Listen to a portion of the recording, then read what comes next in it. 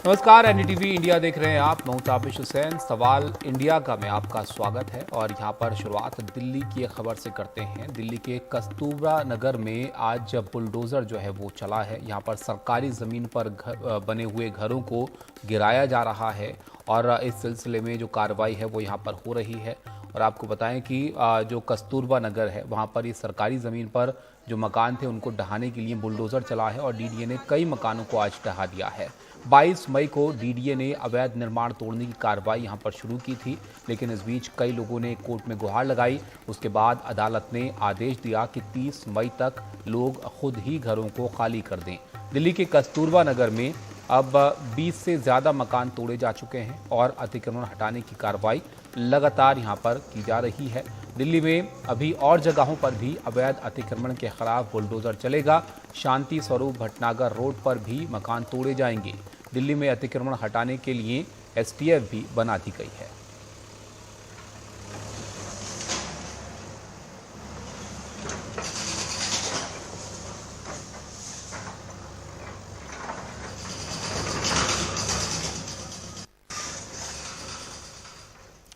कस्तूरबा नगर में जिनके मकानों पर कार्रवाई हुई उनसे बात की हमारे सहयोगी रविशंजन शुक्ला ने।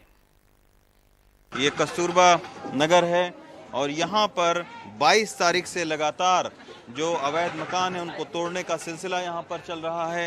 ये आप देखिए कि आज भी बुलडोज़र यहाँ पर चल रहे हैं। गुरुवार का दिन है और लगातार यहाँ पर बुलडोज़र चल रहे हैं। ये बताया जा रहा है कि 30 से ज़्यादा मकानों को अवैध घोषित किया गया है और यहाँ के जो स्थानीय विधायक हैं ओपी शर्मा, उनका ये कहना है कि चूंकि रोड नंबर 57 को 58 से जोड़ना है और ये सड़क पर मकान थे तो इसके वजह से ये मकान तोड़ा जा रहा है। लेकिन सवाल ये उठता है कि आखिर 40 साल से लोगों ने यहाँ पे मकान बनवाए हुए थे और बाकायदा रह रहे थे। बिजली के कनेक्शन से लेकर पासपोर्ट तक उनके बने हुए हैं, उसके बावजूद अचानक कैसे जो है वो डीडीए को ये ख्याल आया कि ये मकान अवैध हैं। ये आप देखिए चारों तरफ जो है वो कार्रवाई हो रही है। उधर भी आप देखिए पैरामिलिट्री फोर्सेस, दिल्ली पुलिस के लोग और तमाम सारे जो सुरक्षा से जुड़े हुए लोग हैं वो यहाँ पर मौजूद हैं। कई सारे मकान को खाली करवा लिया गया है। ये आप देखिए ये सारे मकान को खाली करवा लिया गया है, ताला लगा दिया गया है। इनको नोटिस दिया गया था और ये कहा गया था कि 30 मई तक अपने सामान को मकानों से निकाल लीजिए, खाली कर दीजिए। लेकिन यहाँ के लोगों का यही कहना है कि मकान तो खाली करवा रहे हैं लेकिन इस मकान के एवज में उनको मुआवजा नहीं मिला है। और यही वजह है कि आप देखिए सुरेंद्र कौर हों चाहे जो दूसरे लोग हों, वो आप देखिए मकान की जगह सड़क पर आ गए हैं और यहाँ पर बाकायदा जो है वो ये सारे लोग जो हैं जिनका मकान टूटा है ये सड़कों पर आ गए हैं। ये जो माता जी हैं ये तकरीबन 40 साल से यहाँ पर रह रही थी, वो अब मकान की जगह ऑटो में अब वो आसरा बनाया है उन्होंने। माता जी, मुआवजे की आप लोगों की डिमांड है, क्या उस पर कोई बातचीत हो रही है? हमें मुआवजा दिया जाए या हमें मकान दिया जाए।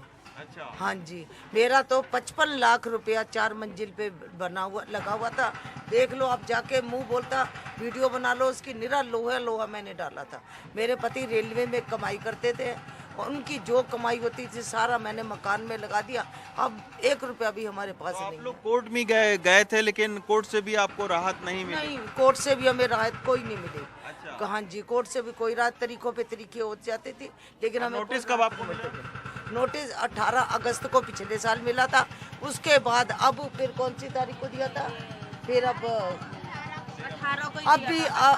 18 तारीख को दिया था। उन्होंने कहा था 22 तारीख को हम तोड़ने के लिए आ जाएंगे। ये आप देखिए कि ये नोटिस मिला था और उसके बाद में अब अवैध मकानों को तोड़ने की कार्रवाई चल रही है। हमने देखा कि सुप्रीम कोर्ट के निर्देश के बाद में दिल्ली के तमाम सारे जगहों पर जो अवैध कंस्ट्रक्शन हैं उन पर लगातार बुलडोज़र चल रहा है। वो चाहे मेहरौली की बात करें या फिर गोविंदपुरी की बात करें और अब कस्तूरबा नगर में इस तरीके की कार्रवाई चल रही है। निश्चित तौर पर जिनके मकान टूटते हैं वो अब खासे दुखी भी हैं, लेकिन जो प्रशासन है उसका कहना है कि नियम के मुताबिक इन अवैध मकानों को तोड़ा जा रहा है। दिल्ली से संजय कौशिक के साथ रविशंजन शुक्ला, एनडीटीवी इंडिया। रवीश हमारे साथ जुड़ भी गए हैं। आपने उनकी रिपोर्ट देखी, जो वहां पर लोग थे, उन्होंने बात भी की उनसे। रवीश, बताइए इस जगह के बारे में। हम आपके पीछे भी देख रहे थे, पक्के मकान लग रहे हैं, ये तो काफी वक्त पुराने भी लग रहे हैं ये। जी बिल्कुल ताबिश, क्योंकि ये जो मकान है ये कड़कड़डुमा कोर्ट से आगे है, यानी यमुना पार की ये जगह है। और यहाँ पर तकरीबन 30 से 40 साल पहले ये मकान बनाए गए थे, लेकिन प्रशासन ने बाद में सर्वे किया और उनका ये कहना था कि ये जो मकान है ये एक सड़क निकलने वाली थी, उस सड़क को अतिक्रमण करके ये मकान बन गए थे। हमने जब ये सवाल पूछा कि आखिर जो उस वक्त अधिकारी थे जिन्होंने इस मकान को बनने दिया, आखिर उनके ऊपर में क्या कार्रवाई हो रही है, क्योंकि लोगों ने अपनी पूरी ज़िंदगी भर की जो जमा पूंजी है वो इस मकान को बनाने में लगा दिया और अब उनसे कहा जा रहा है कि ये मकान आपका अवैध है, तोड़ा जा रहा है उसको बाकायदा। तो उनका ये कहना था कि उसके ऊपर में जांच अभी चल रही है, लेकिन उसमें से तमाम सारे लोग ऐसे भी हैं जो रिटायर हो चुके हैं। खुद जो यहाँ के स्थानीय विधायक हैं ओपी शर्मा, उनसे हमारी बात हुई, वो खुद डीडीए के सदस्य भी हैं, जो इन मकानों को जो तोड़ रही है।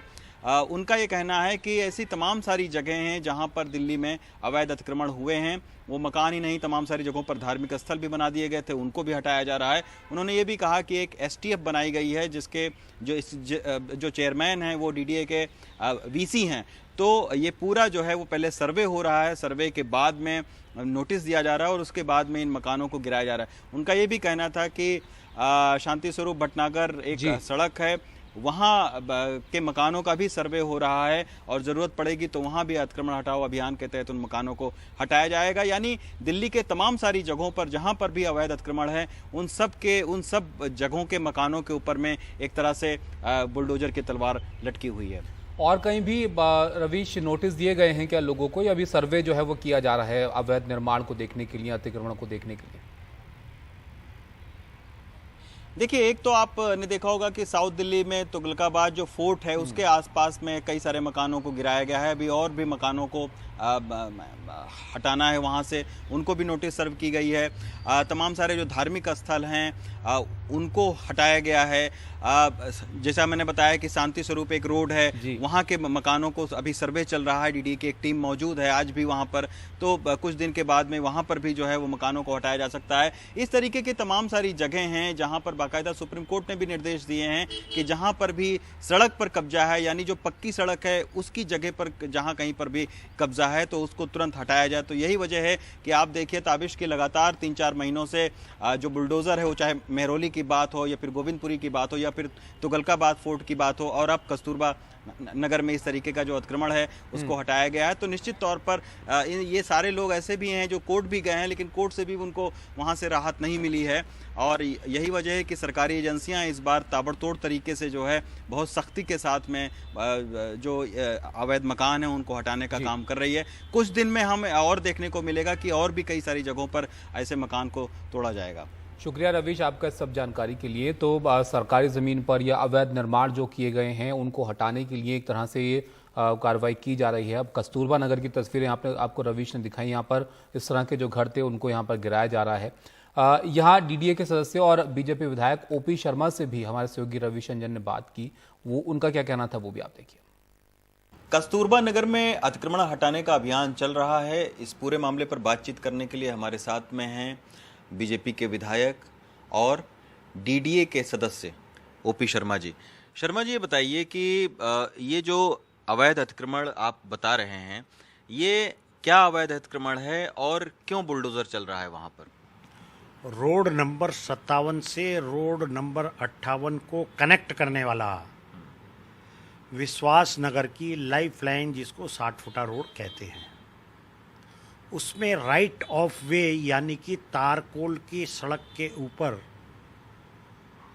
कुछ लोगों ने अवैध अतिक्रमण करके उसमें अवरोध पैदा कर दिया, जिससे कि लोगों को असुविधा होती है और लोगों को घूम के जाना पड़ता है। लाखों लीटर पेट्रोल, लाखों लीटर डीजल और लाखों घंटे मानवीय श्रम हर रोज खराब होते हैं। पिछले लंबे समय से बार बार इस अतिक्रमण को हटाने के लिए डीडीए का सदस्य होने के नाते मैं लगातार प्रयास कर रहा हूं, लेकिन अब क्षेत्र की जनता को रोड नंबर 57 से रोड नंबर 58 जाने के लिए किसी प्रकार का अवरोध नहीं होगा और वो अपना रास्ता सुगमता से पार कर लेंगे और मैं ये समझता हूँ इससे क्षेत्र की जनता को बहुत लाभ होगा। अच्छा सर, वहाँ के लोगों की शिकायत ये भी है कि उनको मुआवजा भी नहीं दिया गया। अगर उनका घर गिराया गया था तो मुआवजा देना चाहिए। देखिए, ये सरकार का एडमिनिस्ट्रेटिव काम है, सरकार किसको क्या देती है क्या नहीं देती, ये लंबा विषय है। अच्छा, मेरा एक मत है, राइट ऑफ वे यानी कि तारकोल की सड़क पे जो लोग इंक्रोच कर रहे हैं, यदि प्रशासन उनको मुआवजा देता है तो अतिक्रमण को बढ़ावा देना है, ये मेरा मत है। आगे बढ़ते हैं और एक और बड़ी खबर के बारे में आपको बताते हैं। उत्तर प्रदेश के मुजफ्फरनगर में खाप पंचायत को लेकर यह खबर है। पहलवानों के आरोपों को लेकर यहां पर खाप पंचायत हुई और राष्ट्रपति से अब खाप नेता जो है वो मिलेंगे, इसमें कहा गया। कल हरियाणा के कुरुक्षेत्र में भी बड़ी महापंचायत जो है वो होगी और आज अपना फैसला रिजर्व रख सकती है खाप पंचायत। यहां से जुड़ी हुई ये जानकारी जो है वो आ रही है।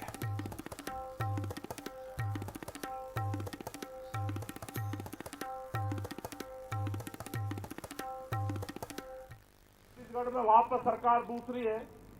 3 बार झोपड़ी उखाड़ दी, थाने में बंद कर दिया, धरना वहां पर चल रहा। 2.5 साल हो गए, नया रायपुर बन रहा। तो कोई आंदोलन कोई एक जगह चल रहे। किसान आंदोलन भी सबके खिलाफ हैं। आपके साथ में इस पार्टी के लोग भी हैं जिनकी सरकार है, चिंता करने की बात नहीं। वे कह रहे कि जी हम मीटिंग में नहीं आ सकते हैं, आपके साथ में हटना है नहीं, हटना है नहीं है साथ में। रेल का मीटिंग में कह रहे जी हमारा इलाज कर दिया, किसी का पंप है, किसी का फैक्ट्री चल रही, वे तो भाई पंप और फैक्ट्री वालों को दाब रहे। लड़ाई लड़ी जाएगी। पत्रकार बंधु सभी हैं कि भाई वे बालक हैं, वे आंदोलनकारी नहीं हैं। आंदोलन तो ये समाज लड़ेगा। उन्होंने 40 दिन चला दिया, उनका धन्यवाद है। ये पत्रकार लड़ेंगे आंदोलन। तो राकेश टिकैत को आप देख रहे हैं जो बता रहे थे कि इनके समर्थन में काफी लोग हैं। नरेश टिकैत इसको लेकर क्या कहते हैं वो भी आप देखिए। हम शांतिपूर्ण तरीके से अपनी बात कह रहे हैं। यहाँ पे भी बहुत फैसले हुए। फैसला तो यहाँ का सुरक्षित रक्षा, लेकिन ये जरूर रहा कि राष्ट्रपति से मिलेंगे। एक फैसला ये पंजाब ने कहा कि एक सुना दो कि राष्ट्रपति से खाप प्रतिनिधित्व मिलेगा, सरकार से मिलेगा। और जो भी फैसले होंगे वो कल कुरुक्षेत्र में होंगे। लेकिन ये लड़ाई लड़ी जाएगी। ये खाप पंचायत लड़कियां ये हारेंगी नहीं। गिरफ्तारी का तो हक बन रहा उसका। जब उनने इतना अपराध कर रखा तो उसे सरकार उसे बचाने में लग रही। कल दिल्ली पुलिस ने भी कह दिया कि हमारे पास कोई इस तरह का वो नहीं है कि हम उनकी गिरफ्तारी कर सके। नहीं, ऐसा ये तो कहेंगे, वे तो उसी उसमें रहेंगे, उन्हीं के दबाव में करेंगे दिल्ली पुलिस तो काम। तो कहेंगे दिल्ली पुलिस ने तो उन पर भी, जो हमारे खिलाड़ी है पहलवान है, उन पर भी मुकदमे कर दिया, FIR कर रखी। समझौते के मूड में है सब, ऐसी कोई बात नहीं। जो सरकार की तरफ से कुछ हुआ हो तो सब समझौते के उसमें सरकार की बात है, समझौता करे। और समझौता सिर्फ एक ही बात पे है, वो उसकी गिरफ्तारी हो जाए, समझौता ही है और क्या है। तो आप जानते हैं कि जो पहलवान है वो बृजभूषण शरण सिंह की गिरफ्तारी को लेकर जो है वो प्रदर्शन कर रहे हैं और इसी सिलसिले में यहाँ पर इनका समर्थन उनको मिला है। खाप पंचायत हुई, लेकिन बृजभूषण शरण सिंह का क्या इसको लेकर कहना है वो भी आप देखिए। पहले इनकी कुछ डिमांड थी, बाद में इनकी कुछ डिमांड हुई और हम इतना कह सकते हैं कि लगातार ये अपनी शर्तों को और अपनी भाषा को बदलने का काम कर रहा है। अगर एक भी प्रकरण मेरे ऊपर साबित हो जाएगा तो मैं फांसी पर लटक जाऊंगा। इसके लिए किसी को कहना नहीं पड़ेगा।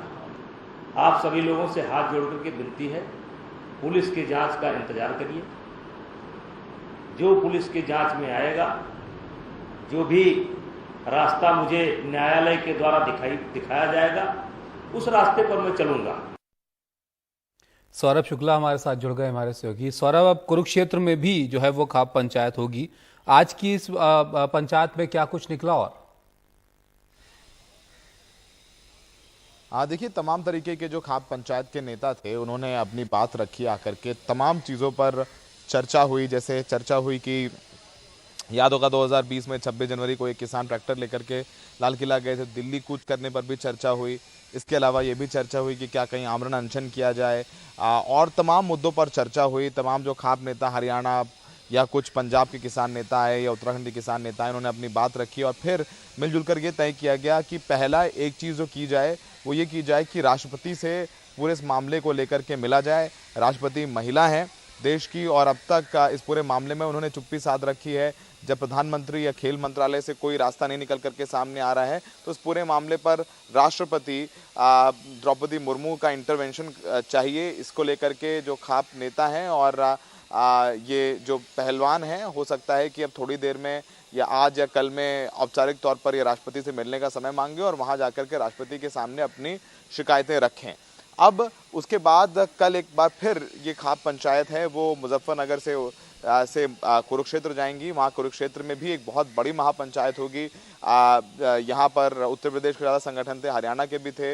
वहाँ पे वापस से लोग जुटेंगे, आपस में बातचीत करके उसमें तमाम जो किसानों की जत्थेबंदियाँ हैं वो भी शामिल होंगी, संयुक्त किसान मोर्चा के नेता शामिल होंगे, और जो जॉइंट फैसला है आज का और जो कल लिया जाएगा वो कल वहीं कुरुक्षेत्र में सुनाया जाएगा। तो ऐसा लग रहा है कि जो बातचीत हुई है उसे कुछ बहुत बड़ा करने का ये फैसला लेने जा रहे हैं, क्योंकि अब तक जो आंदोलन चला रहे थे वो पहलवान चला रहे थे। अब ये आंदोलन खाप पंचायतें किसान चलाएंगे। तो ये बात तो अब साफ हो गई। जैसे कि अभी आपने सुना, राकेश टिकैत भी कह रहे थे कि उन्होंने 40 दिन आंदोलन चला लिया, बहुत कर लिया उन्होंने।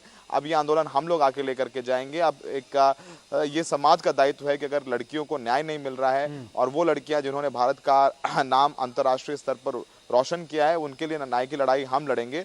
तो वो कल होगा। देखिए, शनिवार को जो 5 दिन की मियाद थी वो खत्म हो रही है। उधर आपने सुना कि ब्रिजभूषण शरण सिंह अपने तेवर बिल्कुल ढीले नहीं कर रहे, उनके तेवर तल्ख हैं, रोज़ बयान दे रहे हैं। आज गोंडा में प्रेस कॉन्फ्रेंस की उन्होंने 9 साल होने पर जो मोदी सरकार है उसमें उन्होंने जो सरकार की उपलब्धियां बताएं। फिर ये भी कहा कि इस न्यायालय पे यकीन रखना चाहिए, मेडल देश के हैं, फांसी पर चढ़ने को तैयार हूँ, ये राजनीतिक पूरा मामला हो गया, ये लोग गोल पोस्ट चेंज कर रहे हैं। तो वही एक जो बात अनुराग ठाकुर ने कही, शायद वही बात ब्रिजभूषण शरण सिंह भी रिपीट कर रहे हैं। तो फिलहाल गतिरोध और बढ़ता जा रहा है। आंदोलन ऐसा लग रहा है कि और बढ़ सकता है, क्योंकि अब इसमें किसान संगठन जो अब तक पीछे से थे वो खुलकर सामने से आ गए हैं। खाप पंचायतें जो पीछे से थी वो खुलकर सामने आ गई हैं। पहलवान बिल्कुल चुप हैं, शांत हैं। उनका कहना है कि वो जो करेंगे वो शनिवार जो 5 दिन की मोहलत खत्म हो रही है वहाँ पर वो अपना फैसला करेंगे। बाकी जो खाप पंचायतें हैं, किसान जत्थेबंदियाँ हैं, जो आम तौर के जो लोग हैं वो अपने आंदोलन की रणनीति बना रहे हैं और कल कुरुक्षेत्र में इसका फैसला होगा। फिलहाल आज जो निकल करके सामने आया वो यही आया है कि जो खाप नेता हैं, किसान नेता हैं, वो इस पूरे मामले को लेकर के राष्ट्रपति से मिलेंगे और उनके सामने अपनी बात रखेंगे। शुक्रिया सौरभ आपका इस सब जानकारी के लिए। तो आज एक ये पंचायत हुई जिसके बारे में सौरभ आपको बता रहे थे। अभी कुरुक्षेत्र में एक और पंचायत होनी है और उसके बाद संयुक्त रूप से क्या यहाँ पर तय किया गया ये बताया जाएगा। तो देखना होगा क्या कुछ इसमें आगे होता है। बहुत शुक्रिया सौरभ आपका। लेकिन आप ये भी देखिए कि सरकार का इसको लेकर क्या रुख है। खेल मंत्री अनुराग ठाकुर का कहना है कि सरकार पहलवानों के मुद्दे को संवेदनशील तरीके से ले रही है और पहलवानों को जांच पूरी होने का इंतजार करना चाहिए। हम इस मुद्दे को बड़े संवेदनशील तरीके से ले रहे हैं। खिलाड़ियों की मांग एक कमेटी बनाने की थी, हमने वो भी बनाई। जांच करवाने की थी, वो भी करवाई। पुलिस से एफआईआर करवाना चाहते थे, दिल्ली पुलिस ने एफआईआर भी की। दिल्ली पुलिस जांच भी कर रही है। तो जो प्लेयर्स ने कहा वही सब कुछ हुआ है। इस केस में भी बड़ी तेजी के साथ जांच हो रही है। बहुत सारे लोगों के बयान होने थे, वो हुए भी हैं और पुलिस अपनी रिपोर्ट देगी और जब चार्जशीट फाइल करेगी उसके बाद उचित कार्रवाई भी होगी। आखिरकार उनको जांच पूरी होने का इंतजार करना चाहिए।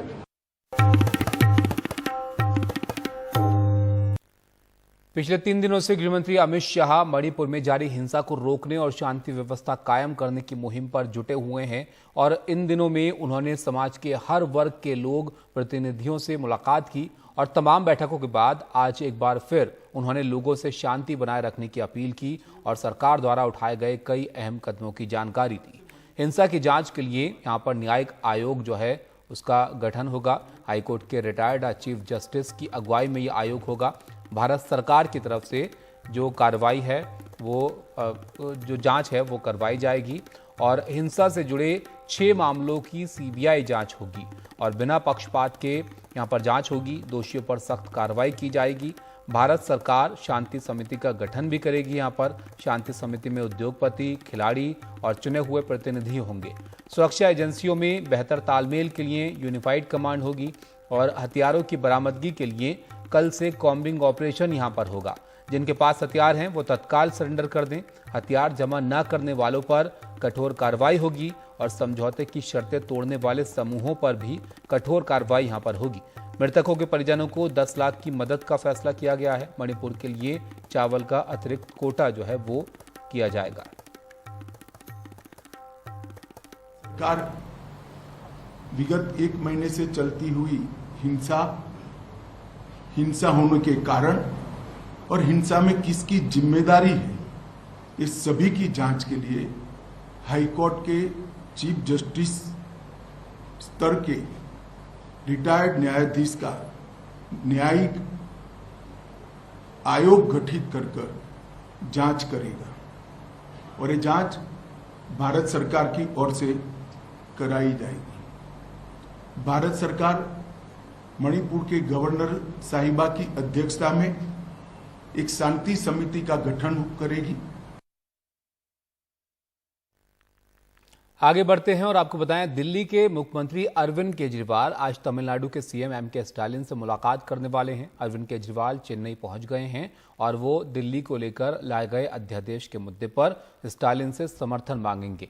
अरविंद केजरीवाल अब तक कई विपक्षी नेताओं से मिलकर समर्थन मांग चुके हैं और इस सिलसिले में वो विपक्ष के जो नेता हैं उनसे मुलाकात लगातार कर रहे हैं और अब यहाँ पर स्टालिन से उनकी मुलाकात जो है वो होनी है। इसके लिए आज तमिलनाडु के सीएम एम.के. स्टालिन से मुलाकात के लिए अरविंद केजरीवाल चेन्नई जो है वो पहुंचे हैं।